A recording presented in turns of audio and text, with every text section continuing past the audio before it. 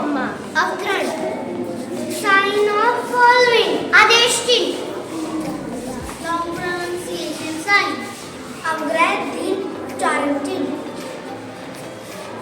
Semicolon, अर्धविराम, colon, उपविराम, question mark, प्रश्नवाचक, comma, अवतरण, sign of following, आदेश चिन्ह, long pronunciation sign, अवग्रह दीर्घ उच्चारण चिन्ह।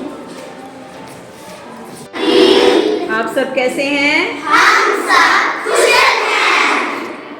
आज हम एक गतिविधि करने जा रहे हैं विराम चिन्ह पर। किस पर गतिविधि करने जा रहे हैं? तो इस गतिविधि को करते हुए सब लोग ध्यान से सुनेंगे, समझेंगे और इसके अंत में कुछ प्रश्न पूछे जाएंगे। तो शुरू करते हैं विराम चिन्ह। विराम चिन्ह का अर्थ है ठहराव, विश्राम, रुकना, अर्थात वाक्य लिखते अथवा बोलते समय बीच में ही कहीं थोड़ा बहुत रुकना पड़ता है, जिससे भाषा अर्थवान हो जाती है। लिखित भाषा में इस ठहराव को दिखाने के लिए कुछ विशेष प्रकार के चिन्ह का प्रयोग करते हैं, इन्हें ही विराम चिन्ह कहा जाता है। Do you know what is this? This is called comma. Comma को हिंदी में अल्पविराम कहते हैं। अल्पविराम वाक्य के बीच में जहाँ थोड़ी सी देर रुकना पड़े वहाँ अल्पविराम चिन्ह का प्रयोग किया जाता है, अर्थात एक से अधिक वस्तुओं को दर्शाने के लिए अल्पविराम चिन्ह लगाया जाता है। Do you know what is this? This is called semicolon. Semicolon को हिंदी में अर्धविराम कहते हैं। जहाँ अल्पविराम की अपेक्षा कुछ अधिक देर तक रुकना पड़े वहाँ अर्धविराम का प्रयोग करते हैं। Do you know what is this? This is called full stop. Full stop को हिंदी में पूर्ण विराम कहते हैं। जब वाक्य खत्म हो जाता है तब वाक्य के अंत में पूर्ण विराम लगाया जाता है।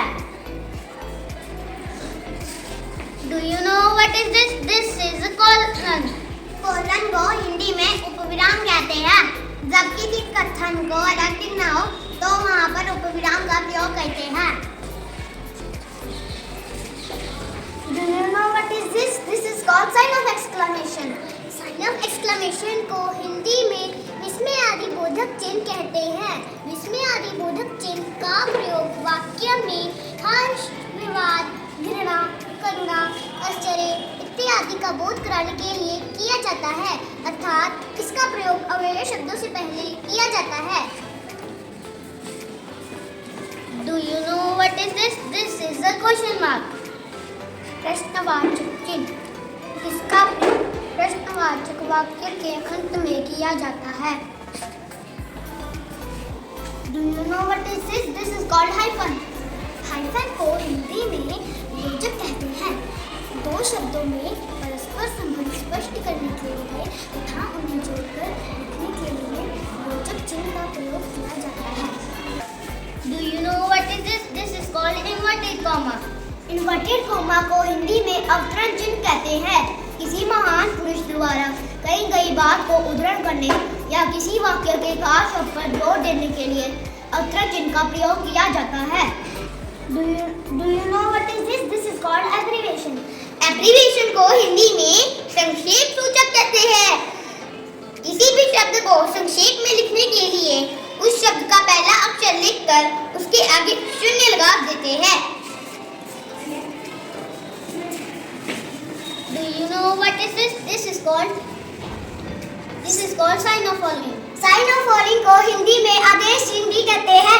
इसका प्रयोग वाक्यांश के विषयों में कुछ सूचक, निर्देश आदि देने के लिए किया जाता है। Do you know what is this? This is called oblivion. Oblivion को हिंदी में त्रुटिपूरक कहते हैं। त्रुटिपूरक लिखते समय जब कोई शब्द छूट जाता है तो इस चिन्ह को लगाकर उस शब्द को ऊपर लिख दिया जाता है। इसका प्रयोग कोई शब्द भूल जाने पर किया जाता है। Do you know what is this? This is called long pronunciation. अवग्रह 19.